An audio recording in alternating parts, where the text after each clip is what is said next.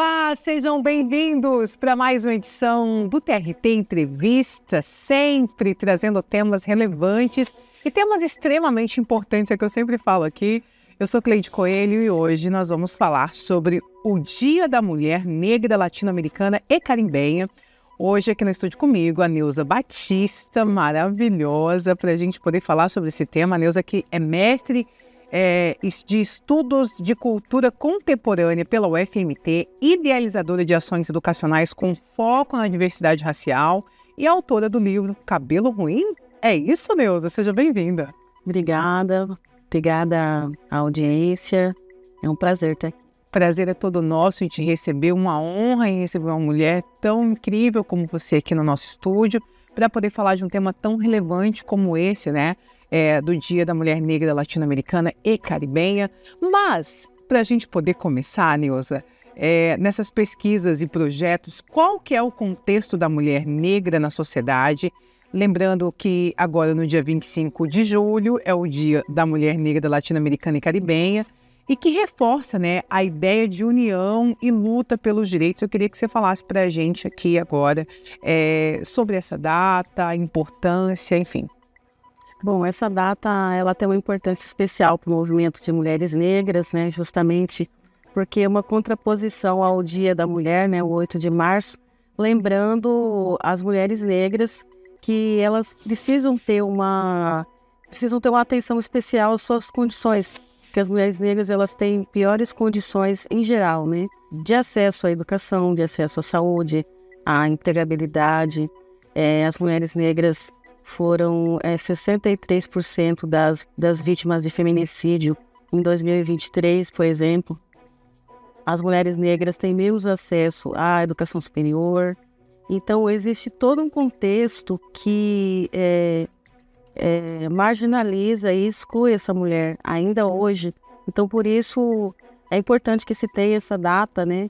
E que Cuiabá seja a primeira capital, uma das primeiras a ter essa data em nível municipal também, né? Nós temos uma lei e essa lei traz essa reflexão sobre essa condição da mulher negra, que também é a maioria aqui, né, entre a população cuiabana. Uhum. Neuza, eu queria então que a gente falasse quais os principais desafios ainda que persistem, sabe, para a mulher negra, né, na sociedade, assim, Quais desafios você acha que a gente ainda enfrenta, que precisam ser vencidos, que a gente está no dia a dia ainda vivenciando isso? Quais são esses desafios?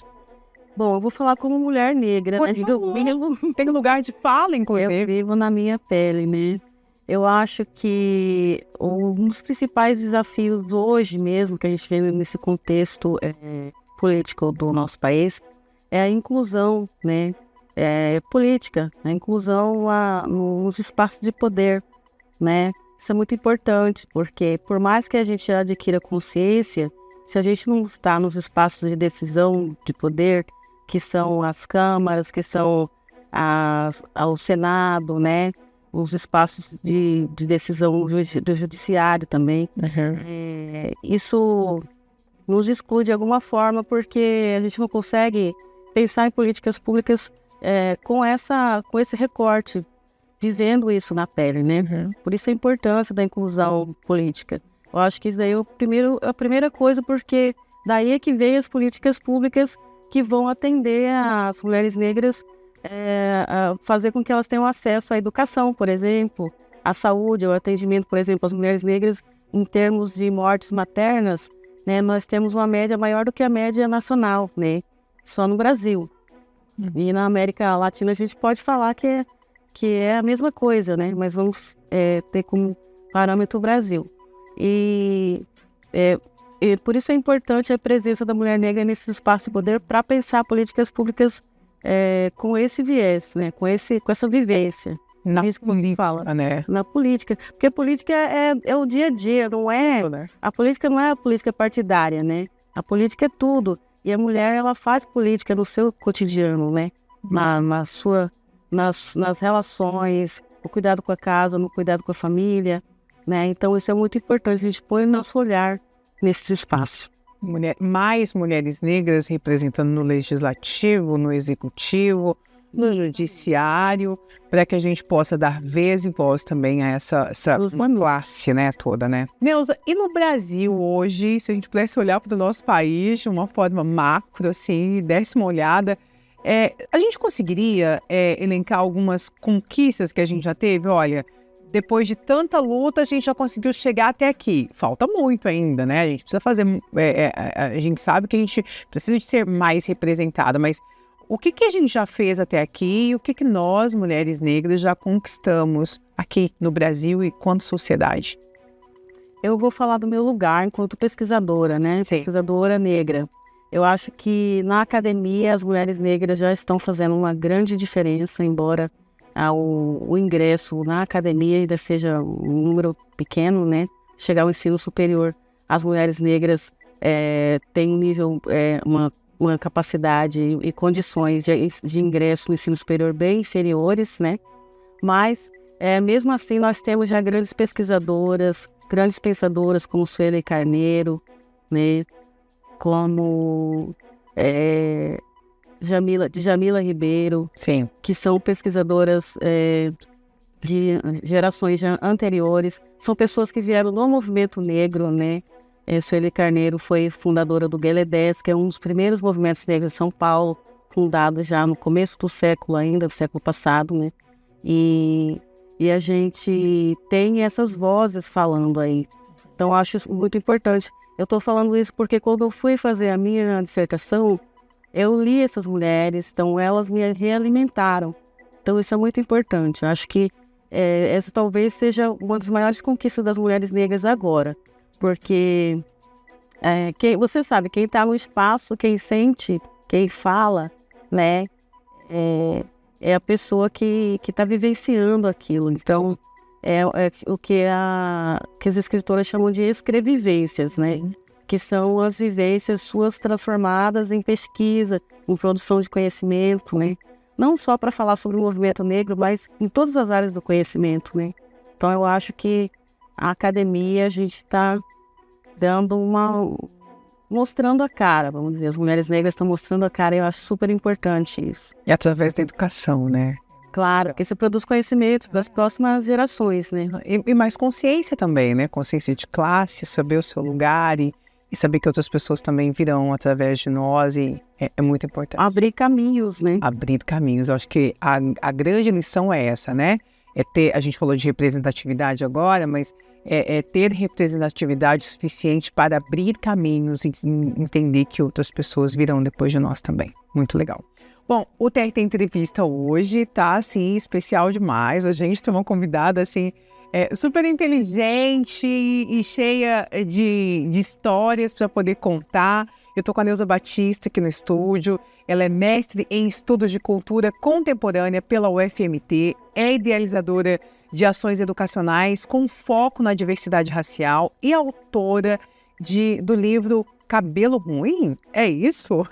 Então vamos falar sobre literatura, porque eu sei também que é um livro muito conhecido por muita gente. Você escreveu aí esse livro, né, Cabelo Ruim. Como que surgiu essa ideia de refletir sobre isso com as crianças, sabe? A gente ouve muito na escola, eu como mulher negra, cabelo crespo, e eu já ouvi muito na escola, seu cabelo é ruim, não para a água, essas coisas que a gente ouve quando criança na escola, cabelo de bombril, mil utilidades. Eu queria que você falasse pra gente como que surgiu essa ideia e como que é esse livro incrível, contar para os nossos ouvintes agora aqui. Obrigada pelo livro incrível. É isso mesmo. Então, a ideia surgiu da minha vivência mesmo, porque eu sou de uma família de 7 mulheres. Aham.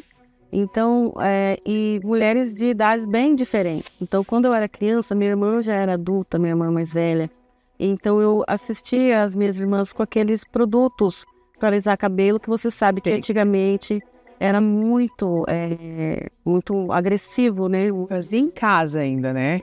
Tinha algumas soluções caseiras, como passar ferro quente, da época dos anos 80, 70, por aí. Sim. Né? Então, daí depois que eu terminei o jornalismo, eu fiquei com essa ideia, eu estava com essa ideia fixa na cabeça. Por quê? Que a gente cria um ódio, né, uma rejeição tão grande por uma característica que é nossa, né, que é muito natural. Nossa, né? Nossa, então o que eu vou fazer? Eu vou ter que ficar sempre alisando meu cabelo, até porque na nossa família a gente tinha essa trajetória, vamos dizer assim, você ia até um determinado ponto, aí de lá para frente você iria alisar seu cabelo e você ia cuidar do seu cabelo alisado, não tinha nem o que falar. Então, eu comecei a questionar isso, por que dessa realidade nossa, e a gente se agredia tanto, porque machuca, porque o produto queima, né? Não eram os produtos de agora, pode cair no olho, era perigoso. Então, daí surgiu a ideia de fazer uma história de meninas que questionavam isso, que é o que a Tatá questiona, né? São 3 personagens, Bia, Tatá e Ritinha. Sim. Então, a Tatá, ela é aquela que começa a questionar isso, porque as 3 têm cabelo crespo, cabelos diferentes, tamanhos diferentes, e as mães também lidam de forma diferente com o cabelo. Uhum. Então, a Tatá, ela começa a questionar isso. Por quê? Né? De onde vem isso? E a partir daí, ela começa a ensinar as outras e, enfim, libertar um pouco dessa necessidade de alisar o cabelo, de prender, né? A gente ouve muito, né, quando criança, provavelmente você também deve ter ouvido, porque você também é uma mulher negra, cabelo crespo, e a gente ouve muito assim, tipo, esse cabelo bandido, né, quando não tá armado, tá preso e tal.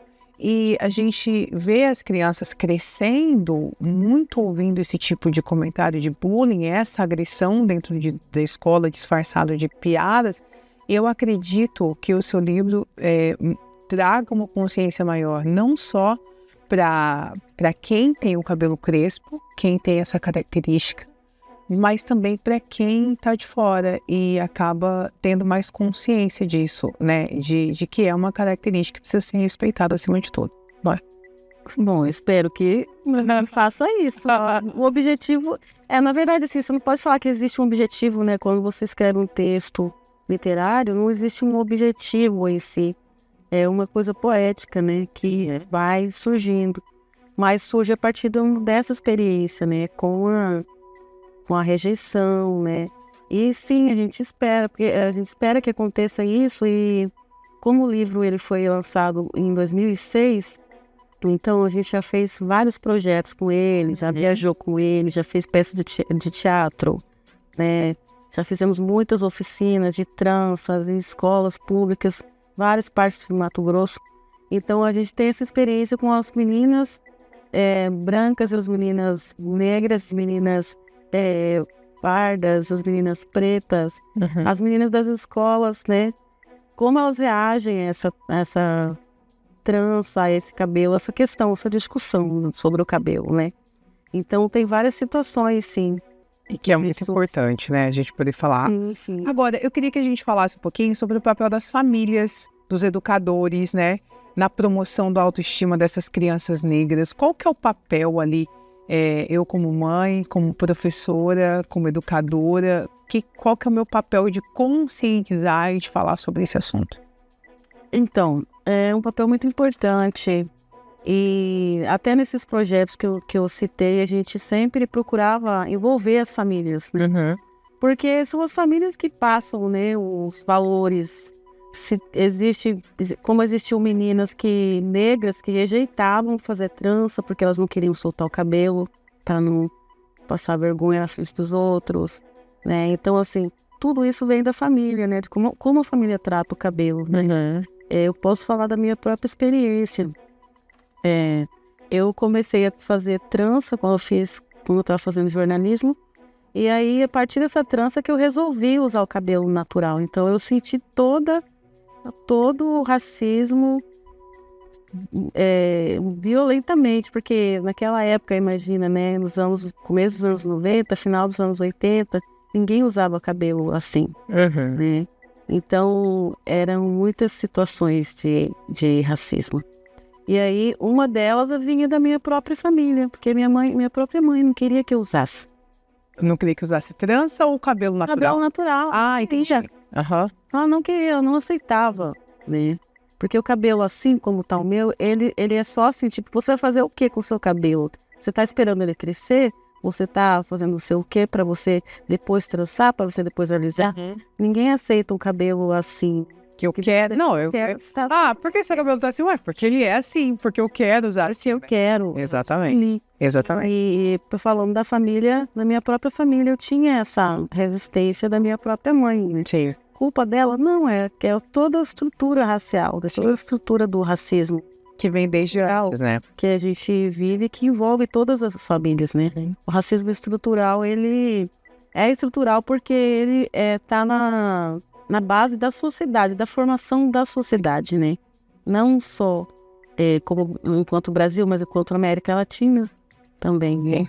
E qual que é a mensagem que você gostaria de deixar hoje para as meninas, para as mulheres negras que estão nos assistindo agora, que a gente está no YouTube, mas a gente também está na rádio, a TRT-FM, que ouvem a gente agora e talvez não se sintam representadas. O que você falaria para essa mulher hoje que está nos ouvindo aqui, uma mulher negra que está passando por transição capilar, está querendo deixar de alisar o cabelo, que está procurando seu lugar ali na sociedade quanto mulher negra, que está tentando se identificar? O que você falaria para essa mulher hoje, assim, de coração?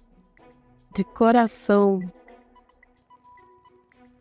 Falaria para ela buscar se informar, se informe, leia, né? Tenha acesso a esses conhecimentos produzidos pelas pensadoras negras, porque quando você lê, a sua mente se abre, né? Porque você vê a riqueza que é o conhecimento, né? E saber que você tem uma origem.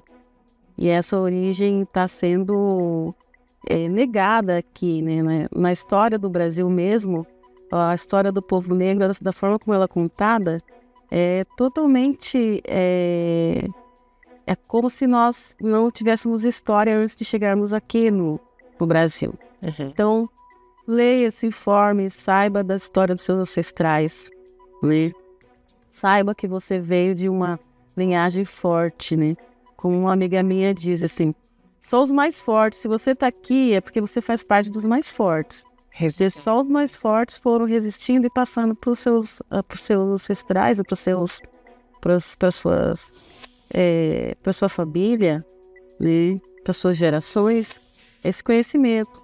Então eu acho que assim, o conhecimento é importante. Não é algo, não só isso, né? Porque o alto amor eu acho que vem daí. Sim. Se ame, se veja, se aceite, entenda o seu valor, o seu poder como mulher negra, que você pode chegar onde você quiser. A gente sabe que existe muitas dificuldades, existe uma luta muito grande ainda a ser batalhada, mas que a gente pode vencer, a gente venceu até aqui, a gente vai continuar vencendo. Não é, Neuza? É isso aí. Eu queria agradecer mais uma vez. Chegamos ao final do nosso TRT Entrevista. Hoje falamos com essa mulher maravilhosa, Neuza Batista, mestre em estudos de cultura contemporânea pela UFMT, Universidade Federal de Mato Grosso, e idealizadora de ações educacionais com foco em diversidade racial e também autora do livro Cabelo Ruim? Será que sim? Gostaria de agradecer mais uma vez, foi uma honra recebê-la e eu espero te receber mais vezes aqui.